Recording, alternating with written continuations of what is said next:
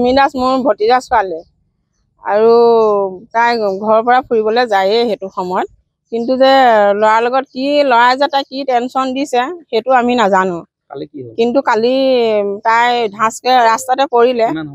4:30 মান বাজিলে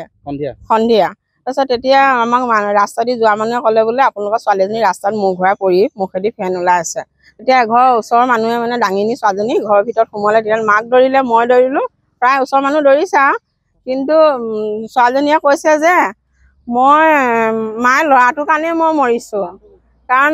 সি মোক নিনিয়াৰ কাৰণে মই আজি তাৰ কাৰণে মৰিলোঁ আৰু 3টা নাম্বাৰ আছে এখন বগা কাগজ এটা ৰঙা কলমে লিখি থৈ গৈছে আৰু মায়ে মোক সোনকালে মেডিকেল নিয়ক আৰু নহ'লে গাড়ী নহ'লে মই স্কুটিত লৈ যাম মোক বচোৱা আৰু মই ল'ৰাটোৰ কাৰণে মই মৰিলোঁ কিন্তু জয়সাগৰ মেডিকেললৈ নিলে মেডিকেলৰ পৰা ডিব্ৰুগড় লৈ গ'ল কিন্তু অবিনাশ দাস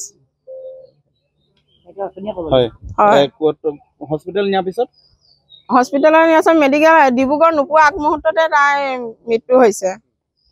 কি হ'ল গোটেই ঘটনাটো কি বুলি ভাবে আপোনালোকে ঘটনাটো কি হ'ল মানে ল'ৰাটোৰ কাৰণেতো এতিয়া ছোৱালীজনী মৰিবলগীয়া হ'ল অবিনাশ দাসৰ পৰা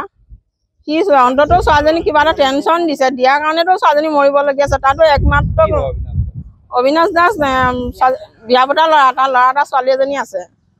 সিটো এটা বিবাহিত ল'ৰা সিটো এজনী গাভৰু ছোৱালী এজনী পঢ়ি থকা ছোৱালী এনেকৈ ধ্বংস কৰিবতো নালাগিছিলে কিন্তু একমাত্ৰ এজনী ছোৱালী এটা ল'ৰা ৰামদাসৰ এনেকৈ ছোৱালীজনী মৃত্যু হ'ব বুলি আমি জীৱনটো ভবা নাছিলোঁ কোনোদিন যে এনেকুৱা এটা হ'ব বুলি আমি কোনোদিন ভবা নাছিলোঁ যে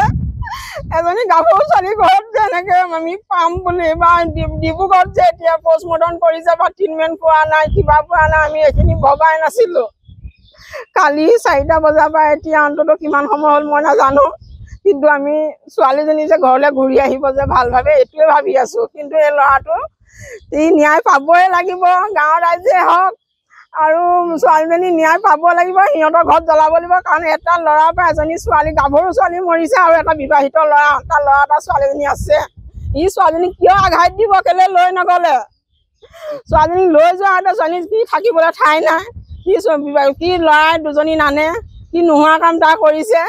কি কাৰণে ছোৱালী মৰিবলৈ আজি মোৰ ঘৰখনত মই কেনেকৈ থাকিম বাপেক মাক কেনেকৈ থাকিব ৰাম দাস আৰু অম্বিকা দাস